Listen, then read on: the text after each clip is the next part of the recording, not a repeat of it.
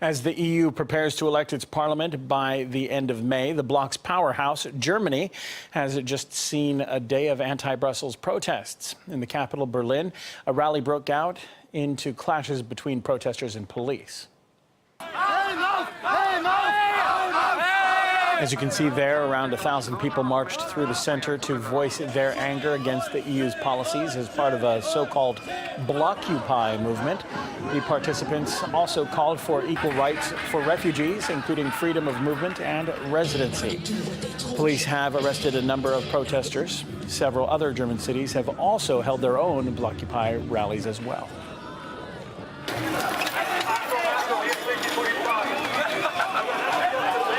This is the scene in Hamburg. A rally turned violent when anti-EU protesters started throwing projectiles at police.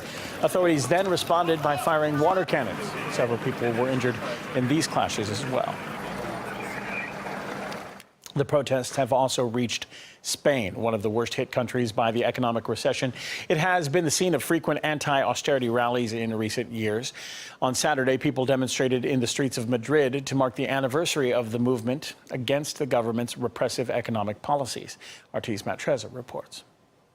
The 15M movement, a coalition of political activists, is staging this unauthorized rally in the Spanish capital. They marched here about 1,000 strong from the city hall here to the Plaza del Sol, where they're reciting a statement of political action. We have so many unemployed people now. On top of that, people are living on the streets, under bridges. And this is in the hands of those who implement such policies, but want to see an end to the violation of our rights, such as the right to life, the right to housing, and the right to have rights. They're talking about lots of different issues, some of them pan-European, for example, austerity across the continent. They're also talking about issues that are near and dear to the hearts of these activists in Spain. For example, new laws that are being drafted and enacted that are restricting women's rights to abortion, and also new laws that are restricting rights to protest, like this one here. This is coinciding with other protests that are going on in Germany, in Frankfurt and Berlin, where they're holding what they're calling a day of civil disobedience against the European Central Bank. Matt Trezor, RT, Madrid.